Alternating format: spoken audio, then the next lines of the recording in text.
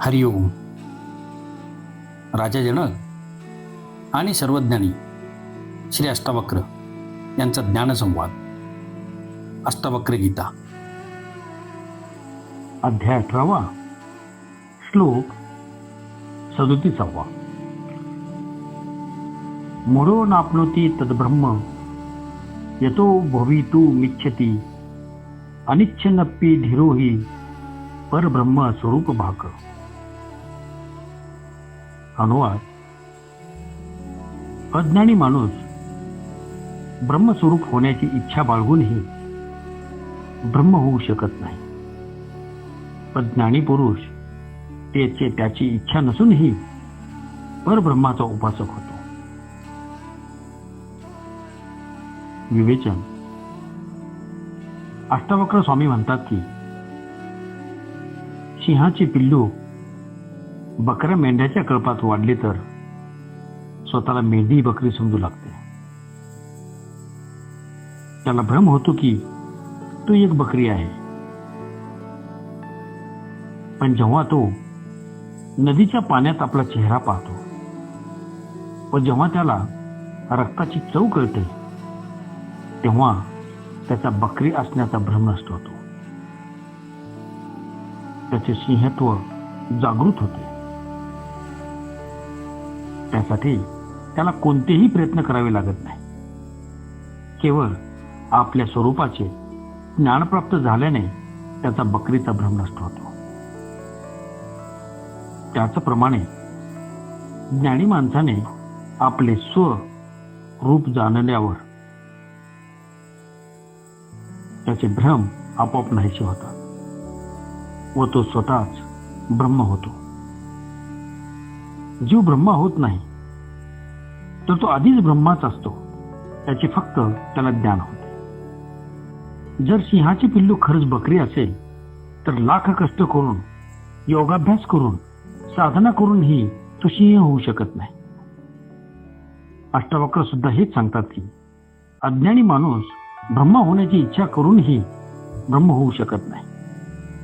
जर तो ब्रह्म नाहीये तर केवळ इच्छा करूनही तो ब्रह्म होऊ शकणार नाही. परंतु ब्रह्म आहे याच एका कारणामुळे त्याने आपले सत्य स्वरूप जाणले तर तो ब्रह्म होईल. त्यासाठी साधना, अभ्यास करावे लागत नाही. केवळ अंतःकरण पूर्वक जाणल्याने भ्रम नाहीसे होता. म्हणून इच्छा नव्हे तर निश्चय असण्याची गरज आहे.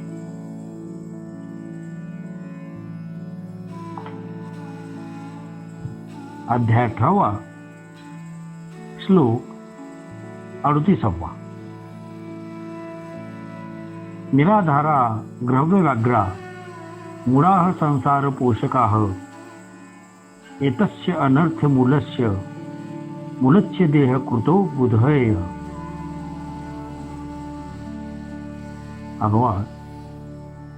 हा आधारशून्य दुराग्रही जगाचा पोषक पुरुषच असतो. ह्या अनर्थकारी संसाराच्या मुळाचा छेद ज्ञानी व्यक्तीने केलेला आहे. विवेचन. येथे संसाराचा अर्थ बाह्य व भौतिक जगाची नाही. आपणच आपल्या विचारांमुळे, वासनेमुळे, इच्छांमुळे जो राग, द्वेष, घृणा, ईर्ष्या, निंदा, हिंसा, अहिंसा, तृष्णा, मोह यांचे जे जग निर्माण केले आहे ते जग आधारशून्य आहे. त्याचा कोणताच भक्कम व शाश्वत टिकाऊ आधार नाही. हे आपले मनाचे भ्रम, दुराग्रह व माया आहे. आपल्याच खोट्या आग्रहामुळे आपल्याला जगात सुखदुःख, हर्षखेद यांचा अनुभव येतो. जर आपले दुराग्रह व पूर्वग्रह शांत झाले तर या जगात सुद्धा आपल्याला शांतीचा अनुभव येईल. आपल्या दुराग्रहामुळेच संसार अनर्थकारी होतो, निरर्थक होतो व त्याचा कोणताच उद्देश, हेतू उरत नाही. पण या अनर्थाच्या मुळांचा छेद ज्ञानीपुरुष आपल्या ज्ञानाने करतो, कारण त्यालाच वास्तवतेचा, सत्याचा शोध लागलेला असतो. म्हणून ज्ञानीपुरुष या अनर्थाला सर्व मोह व आसक्तीचे मूळ समजून त्याचा छेद करून आपला संबंध आत्म्याशी जोडून सुखाने व शांतीने जगतो. परंतु अज्ञानी माणूस या ज्ञानाच्या अभावात या आधारशून्य व अनर्थकारी संसाराचे पोषण करीत बसतो. आत्मानंदाच्या अभावात तो विषयांच्या आनंदालाच सुख मानतो. जेव्हा व्यक्तीला ज्ञानप्राप्ती होते तेव्हाच ती आत्मानंदाची प्राप्ती करून विषयातील आनंदाला गौण समजून त्यांचा त्याग करतो.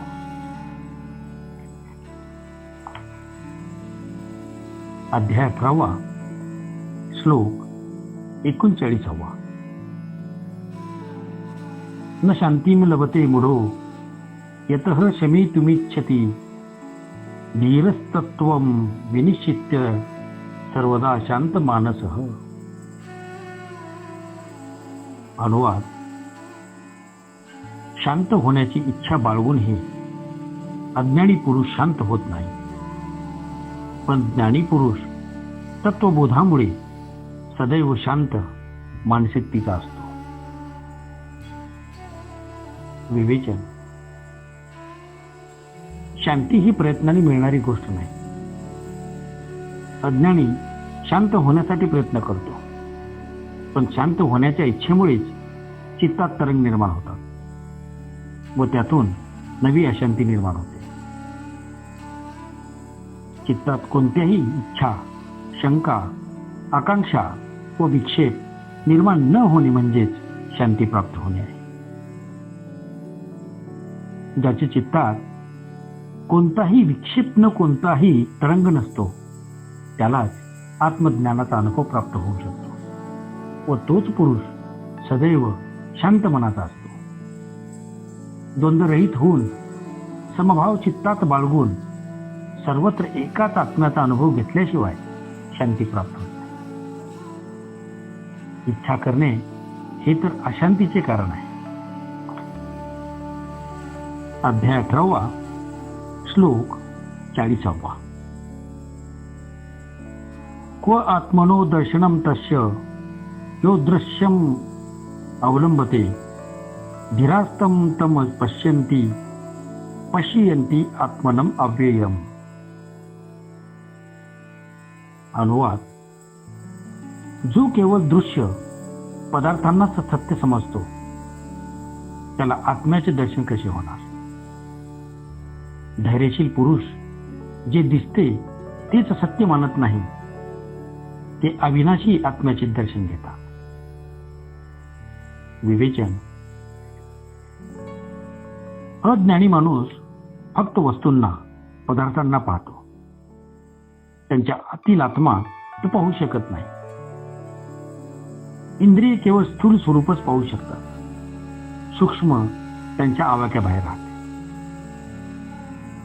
याच प्रकारे सामान्य जन सुद्धा केवळ पदार्थच पाहतात, परंतु शास्त्रज्ञ त्या पदार्थांच्या आतील ऊर्जा सुद्धा पाहू शकतात. अज्ञानी म्हणतात पदार्थ आहे, पण शास्त्रज्ञ म्हणतात की पदार्थ हा भ्रम आहे, सर्व काही ऊर्जा आहे. पदार्थ हा ऊर्जेचं रूप आहे.